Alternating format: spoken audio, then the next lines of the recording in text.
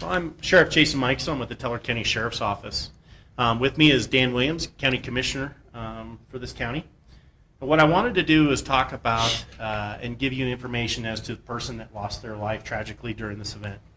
So, Patrick Weir is a 46-year-old male that died in an accident in this mine. It's an unfortunate circumstance that happened.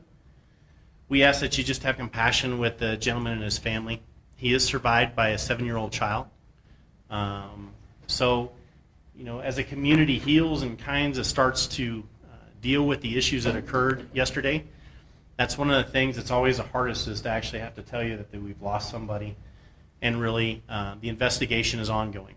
So right now, and I know you want to know the details of the investigation, so I'll tell you what I can. And here's what I can tell you. Right now, OSHA is involved with the investigation as to the accident. MSHA, or Mine Safety, is involved with this investigation along with my deputies. Currently, we don't know exactly what happened at 500 feet to cause this. That's something we're working through. I will tell you, the owner of this mine and the family that have been behind this mine for many, many years have done a great job of making everything safe. They put thousands of people down this mine for tours, and with very, very low safety concerns. But in any time you're dealing with heavy machinery and 1,000-foot level, up to 500 feet level in a mine, there could be accidents, and this was a tragic accident. So once again, we don't know how it occurred yet. When I have those details, we'll release them. But I will tell you that we did lose a person in our local community who will be missed, who is a father of a child and has family in the area. So that's all I can give you on this information. But I'll happily take any questions you have after the commissioner says a few words. Yeah, thanks, Jason. And I just want to thank members of the press for being here. You know, we've read your releases. We watched what you've reported. Thank you for being fair and balanced. Thank you for having compassion. Thank you for getting our story out. You know, Teller County has about 30,000 people and a little less. The community this gentleman came from has less than 400 people in it. The neighboring town of Cripple Creek has about 1,200 people in it. Just let that sink in for a minute. This is a county tragedy. This is a Colorado tragedy. You know, Jared Polis talked to both Jason and I several times yesterday. He does intend on calling the victim's family when that's appropriate, so that's we really appreciate that. We've had calls nationally from the White House. I'll just tell you that. So this is a big deal, but it's really a big deal for our county. You know, somebody once wrote, and I'm not preaching, I'm just telling you, there's a time for everything under the sun. You've heard that. This is a time for mourning right now. And so you're hearing now what our community is hearing, thanks to you guys getting the word out. And I just wanted to reiterate, you know, your sense of grace for our community as we go through this tragedy. You'll get more details as they're available, to include memorial services, that kind of thing, as it comes into play. We do have our public health director here behind you. She's set up, along with Jason Mikesell, a network of mental health. Again, with 400 people, this is going to affect everybody. People he went to school with, people he ate with, people he played ball with, all that, plus his children, his child, as you know. Secondly, we do have the mayors of Cripple Creek and Victor behind you, so you're able to talk to them if they so choose afterwards, and I'm sure they'll be open and honest. And again, I'm sure they'll ask you for some compassion and privacy as well. So with that, I'll just sit with Jason, and we'll take any questions that you might have. Yes, sir. Does this still appear to be a mechanical issue, or are you looking at possibly like a medical issue? We believe it's a mechanical issue. Could you confirm the spelling of Patrick's name and where he was from? So it's Patrick, and his last name is spelled W-E-I-E-R, and he's from our local community. So he's well known too, it sounds like, by everybody in Cripple Creek. Seems to be, yes. Was he an employee at the mine?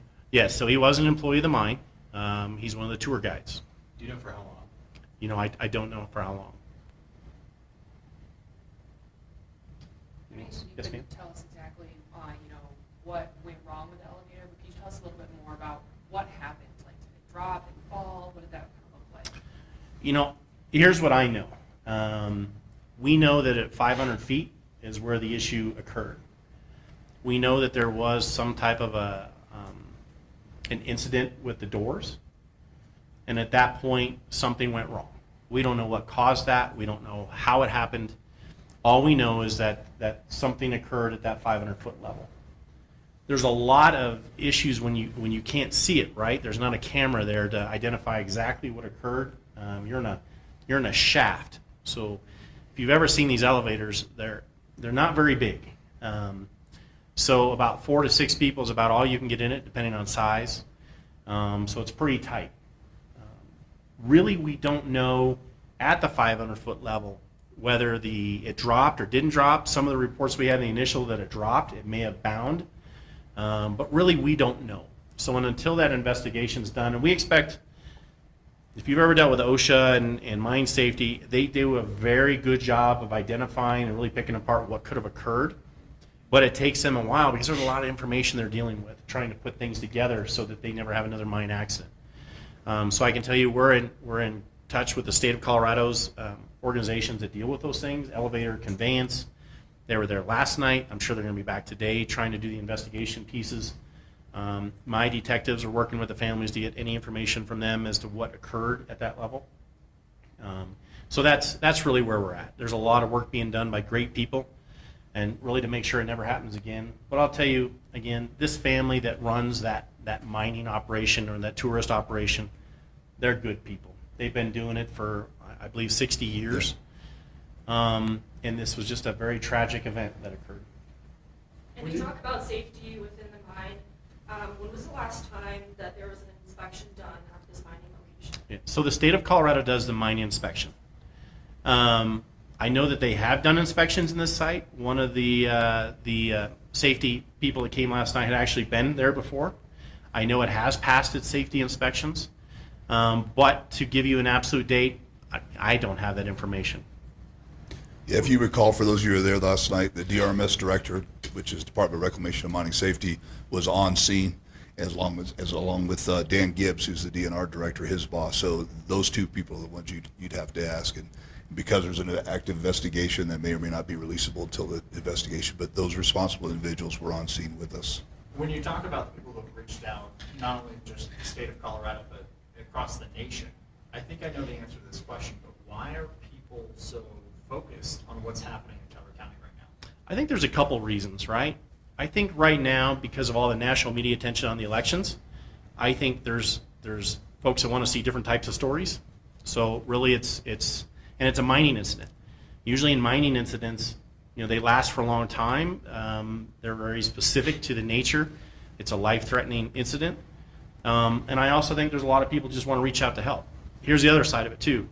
I think with all of the interactions between both sides of the aisle in the political environment right now, this is one where everybody came together. It didn't matter which side of the aisle you sat on. We've had Democratic senators reach out. We had Republican senators reach out. We had the Washington or the White House reach out to talk to us about mental health concerns if we needed anything. We had the governor reach out to us. Doesn't matter who anyone is or their political affiliations or anything else. This really kind of gelled folks as to we have people that are in danger and how do we help. And I'm very happy about that. That's something as a sheriff, we deal with all the rhetoric so often.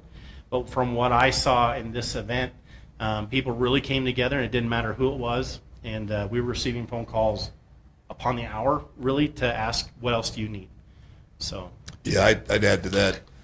It's no secret to the press that we live in a divided country right now. I won't say our county's divided. Jason and I work that really hard. We talk about it a lot. And unfortunately, between fires, snowstorms that are 5 feet high, and this, you do get to see the best of humanity. But so a Democratic governor, we live in Congressional District 7. Brittany Pedersen, Congresswoman Pedersen, called us directly and we talked to her. A Democratic White House. None of that matters. And I'll tell you what's really, and we talk about this all the time. Jason's one of my best friends.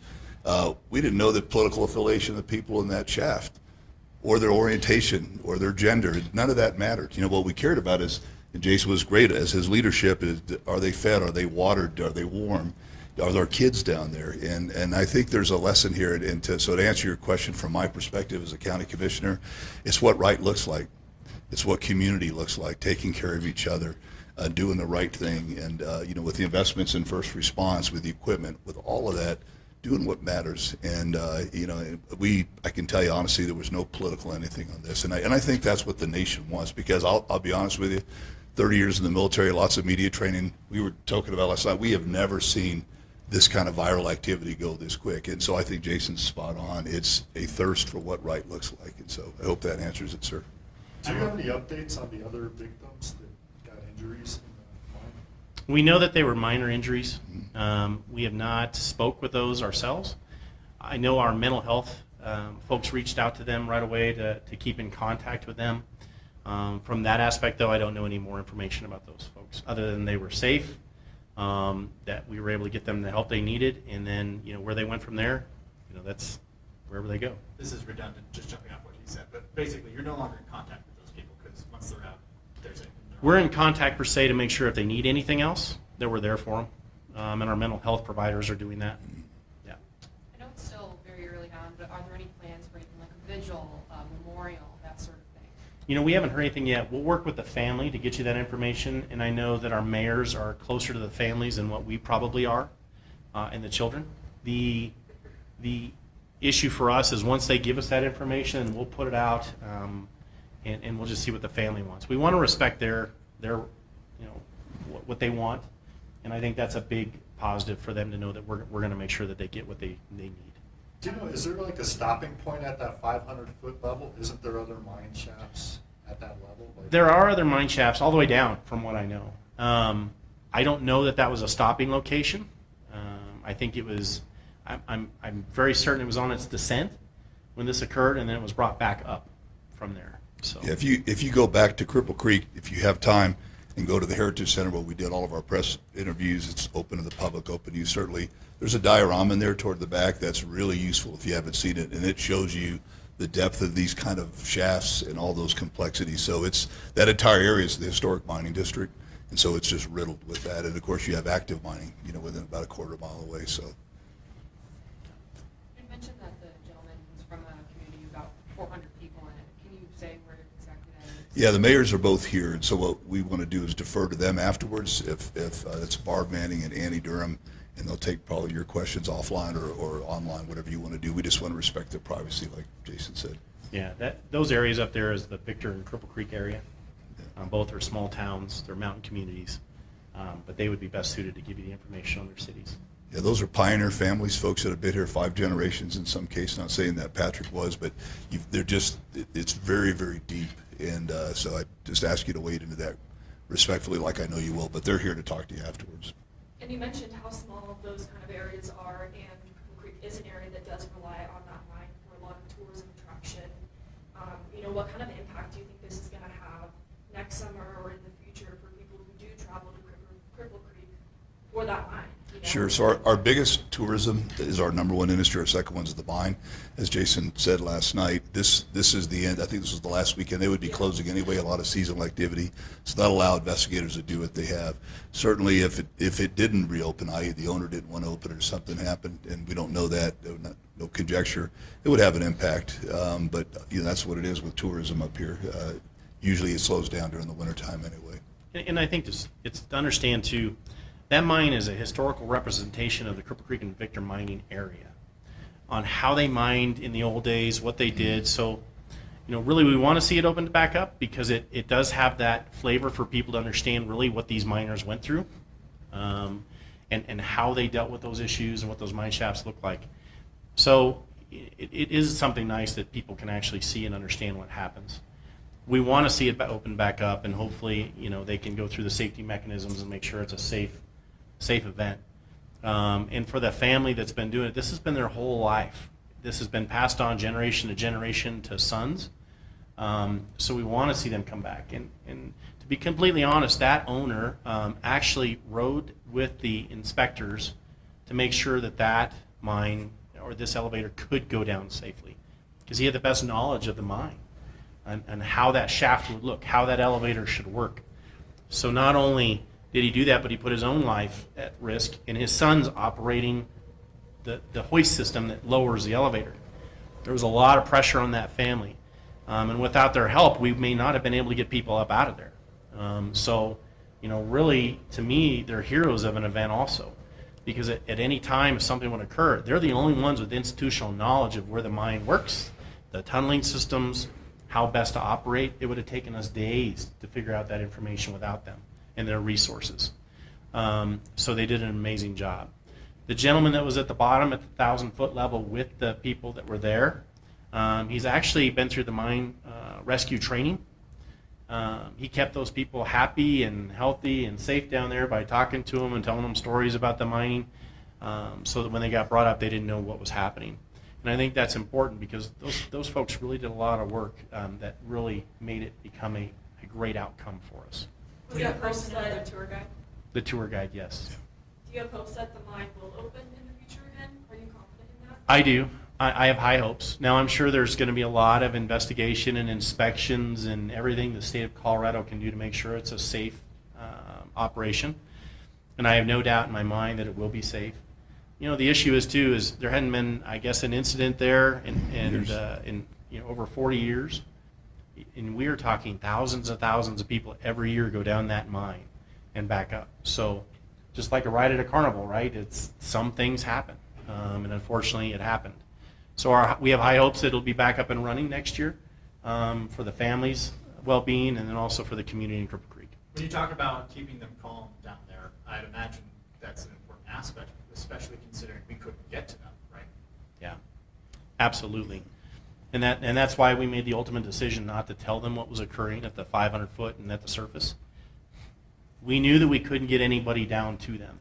We knew that we couldn't help them if there was a medical emergency. From what we saw, because there's actually video where you can see what they're doing down there, and then we can actually talk to the guide. We didn't tell the guide either. We didn't want anybody to be upset. Because if we'd have had an anxiety issue or a heart attack because of the stress of it, you're at 1,000 feet, and there's no way up until we get the elevator up and running, other than to lower a rope with somebody on a ropes team to bring out everybody one at a time. So making that decision not to tell them, I think was a smart decision, because at that point they just thought it was a simple elevator issue and that everything was going to be fine. And it was at the end of the day. So For the people who are stuck at the 500-foot point, I assume that included Mr. Weir and 4 other people? on the initial movement up, where we brought people up the first time, there was 11 people. So yeah, there was quite a few. And how many people were at the 1,000-foot level at that point? At that point, it was 12. Yeah. And sorry, Mr. Weir was a part of that 11? Yes. Do we have specifics on the eventual release of the 12 people and how we actually got them up and out? Yep. So after the engineers from the elevator team, the mine safety team, and all those that were involved with it, that was then my job to actually say, yes, we can do this. And we met with the owner, and I asked him each a specific question, because nobody can give me a straight out answer, yes, it's absolutely safe, right? Nobody wants to tell me, yes, it becomes a call of what's the best thing to do. So I have to ask each person, do you believe it's safe? Well, Sheriff, we think it's safe. We believe it may work. So try to make a decision on a may, right? Or it should work. So at the end, at 6:03, I was able to make that decision with their input to say, let's do plan A, let's try it. So then they lower down the elevator past the 500-foot to the 1,000-foot unmanned. Then they bring it back up to make sure it's going to actuate. One of the worries that they had in the initial is if something breaks, falls, we could close a shaft, right? And then it may be even more of an issue. So then the second piece of that was when it comes up, that the rescuers would then ride it back down with the owner to make sure the shaft is clear and he knows what he's seen, right? Because we knew that we had a crushed door and there was issues and it may have hit something. We don't know what kind of damage that occurred. So when they were able to lower that down very slowly to the very bottom and find that they had no issues doing so, they would allow everybody back on, and then we brought them up in groups of 4. We brought them to the surface, and then when they got to the surface, we took each group, because they really still had no idea what was going on. We cleared the area of the first responders. A deputy met them, took them to one of the buildings they have that people can sit in. They'd asked for pizza, right, because everybody wants pizza after they've been there for a long time. We got them the restrooms, we got them in, we started feeding them, and then I went and briefed them. A bunch of us as elected officials sat down with them and said, listen, you're going to turn on your phones here in the next few minutes. You're going to be on stage in front of the national media. They have no idea what's going on because nobody's even turned their phones on yet to start them going crazy. And we explained to them that someone had died on the trip up prior to them, that this was a major incident. It wasn't just the belief that the elevator was broken. And I think that was a very sobering experience for them. So when they left there, the ambulance crew started talking to them, make sure they were safe and okay, and then our mental health teams started working with them if they had any mental health issues. I really think that probably shock was setting in about then about exactly what had happened. But I'll tell you, they all left in good spirits. They were good people, and I think they understood how much everybody was trying to do for them. I believe you had said yesterday back in 1986 was the last time they had an incident. Yeah, I think that was actually a question from one of the news affiliates about that incident in 1986. I'll be honest, I was 10 years old. I don't believe anybody was injured at the time. I think that was an elevator mishap, but don't quote me on it because I couldn't tell you everything that happened with it. It's such old news, I don't even know that I could find the microfilm to deal with it. So just know there had been an issue. I think that it had been inspected and dealt with back then, and like I said, they receive inspections all the time. For the people at the 500-foot mark, was there a stop for the elevator there, or was that just where the malfunction happened? I don't know whether there was a stop there or not. I know that the malfunction happened there, and the elevator did come to a stop because the elevator operator felt something strange, and then started to bring it back up. Or actually, I'm sorry, he came to a complete stop, and then once they started to figure out what's going on, they brought it up very slowly. The problem with this type of conveyance is that when you bring it up slowly, it'll overheat. It has to come up at a higher rate because it's an older system. It's a system that's designed to bring up a lot of weight very quickly for mining ore. So these elevators are on a system that's old, but is still very, very usable and safe. The issue is when they're having to bring it up slow because they don't know what's happened. It's a very slow pull to get it back to the surface, so they have to stop every 100 feet to make sure. And I think they were very unsure of what actually has happened. So once they got to the surface is where we find out that we actually had issues. Was that elevator operator not Mr. Weir? The operator actually sits in a cab outside of the mine, so he's not pushing buttons inside of the cab. So it's all operated from the surface. On a personal level, what's going through your head while you're coordinating this big response? How much I didn't know about mines, I'll be quite honest, right? So, whenever you're dealing with a first response to something, we know how to coordinate things. We know how to get people gelled into systems and work through those issues. We deal with a lot of big emergencies here in this county. I've done so for many years. So I think just getting the team together, getting the people here that could tell me exactly what was happening with the system to make the best plans and have the resources there to deal with it. Dealing with the victims. Understanding I've got children that we're dealing with, understanding we're dealing with adults. It's traumatic. I wouldn't want to be in a stuck elevator at 800 feet or at 500 feet with somebody that's deceased, right? So there's a lot of things that are going through our minds as first responders. And then the worry that, not knowing how this shaft is set up, but as it collapsed. The initial information we got was totally different than what the situation we finally ran into. Some better and some worse. So, you're trying to kind of ferret through all that different information you're receiving, and you don't want to mess up. There's 20 some lives at risk, and now I have another 150 first responders that are at risk because we don't know what's going on at all. And these mines can be dangerous, but talking with the owner and knowing them and understanding how much work they put into that mine, it made me feel a little bit better, and really being able to get those folks out there that really knew, and then really understanding that final decision on how you're going to bring them up is going to either end your career or make it all right, right? So you're making those decisions on the fly, so there's no rule book. You're taking the best course of action you believe is the best and making a decision and going with it. So. And I just got to say for Jason, it's courage under fire is what it is. Seriously, he's meeting some of the first responders for the first time. They're coming up from cities all over Colorado. He's meeting some of the elected officials for the first time. He's talking to the governor, not for the first time, but if you haven't talked to the governor, when he says, what do you need? And you're still trying to understand the situation. So, and in our system, and that's why you always see a county sheriff, there can only be one commander, right? He's the incident commander. And then in our case, the county commissioners look and say, what do you need? We try to help to keep some of the stuff away that he doesn't need and filter it. And we try to share in risk when we need to, because at the end of the day, it could have been a very bad outcome. And then someone would have said, this would have been a very different discussion today, and we would have stood right next to him. And so I'm really proud of you, Jason, and you guys should be proud of him too, and all your county sheriffs. It takes a lot of courage to do that, and I know you'll have a break coming here before too long, hopefully. But Do we know how young the children were? The what? Do we know how young the children were? it's like 13, I think. You know, yeah, I think the children are around 13 years old, somewhere in there. I spoke with both of them. Great kids. They went through a lot. We have teddy bears that we actually give kids under extreme conditions. So we were able to give them those and have mental health workers come and help, talk with them and speak with them about the situation they've just been through. But kids are funny. They're more resilient than adults a lot of times, right? So they ask you questions that you're shocked that they're able to come up with. And what I found through the years is just give them the right answers.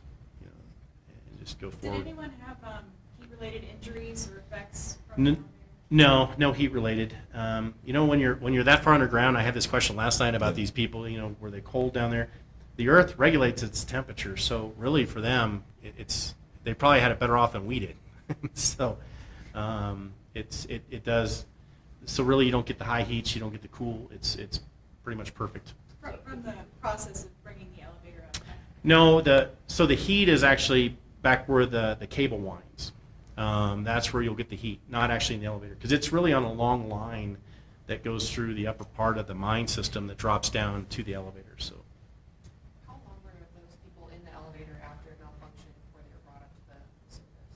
well, it's hard to say, because what's happening is there's nobody really logging time at that point trying to figure out however long it takes for that elevator to get to the surface, because I'm sure it's a lot longer for them than it was us. But sometimes it's maybe longer for us because we're worried it's not coming up. So, it's hard to say. It could have been anywhere from 2 minutes to 20 minutes for all I know. It was about noon when you guys first received the call. Do you know when they were at the service level? Yeah. I don't know. For that initial, I got there after they had just gotten up. So my crews had already gotten there prior and trying to get them up, because we didn't know what was wrong with the elevator, so we wanted to get that thing up with the owners to the surface first. When was the last time you had an event to this level here in Cripple Creek? Well, actually several times. I mean, we had it during the Snowstorm. issue we just had. We had the Texas 7 incident here in this county. We've had some hostage rescue things that were this big. We had the immigration issues in this county that were a big news media. So we've done a lot of these types of major media pieces. How old was Mr. Weir? He was 46 years old. Yes. Understanding that, again, with the investigation, you may not be able to answer this. Is there any indication, any accounts given that Mr. Weir took action which put himself in danger but kept everybody else safe during this incident, during whatever happened? My feelings is that he was attempting to make everybody safe. Now, I don't know what occurred, though. I think our investigation will come out with that. All I know that he was a good man, and he loved his job, and he was a part of a mine safety crew, and he'd done different things. He'd just gotten done with a fire academy, I guess, or we go into one. I don't know any more than that. But I do know that, for us and what it looks like, that he may have been a hero from the beginning. Yeah, I would tell you it's very similar. I was an aviator pilot for 30 years. It's very similar to what happens after an aircraft crash.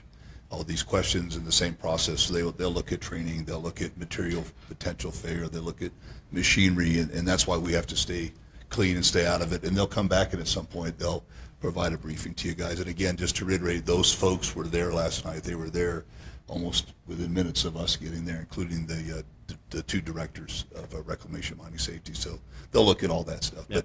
But again, just how we began this is about mourning right now. It's about the folks that you're going to report to are just now going to hear these names, and we're going to go out there and hug some folks. So really appreciate it. Was the elevator rated for the amount of people that were in it when the malfunction occurred? You know, I don't know. I don't deal with elevator ratings. The state of Colorado does. I just know I wouldn't be in one of the elevators just because I don't like going underground, and I have this thing about that. But you know, it's we don't know. We really don't. So the mine safety folks and the elevator engineers could probably tell you more from the state of Colorado. I know it's still very early on, and other than time and space, I'm sure people are going to want to know what they can do to support the family at this time. Is there anything that maybe we could bring here to the sheriff's office, anything like that? You know, I would wait until we know more. You know, we're still working with the family to identify those needs. And there's a lot they're trying to process at this point. So when we get that, we will put it out on our Facebook page for you so that locally we can do some things. Well, folks, I don't know if you have a picture of him yet, the victim, but do you think you could post a picture of him that we could all use? yeah, once we have it and the family releases it, we'll be more than happy to do so. Well, folks, thank you for everything today. We really appreciate all your partnership and time, and we hope not to see you very soon. And again, the mayors are behind you along with public health, so you're welcome to talk to them. Thank you. Thank you.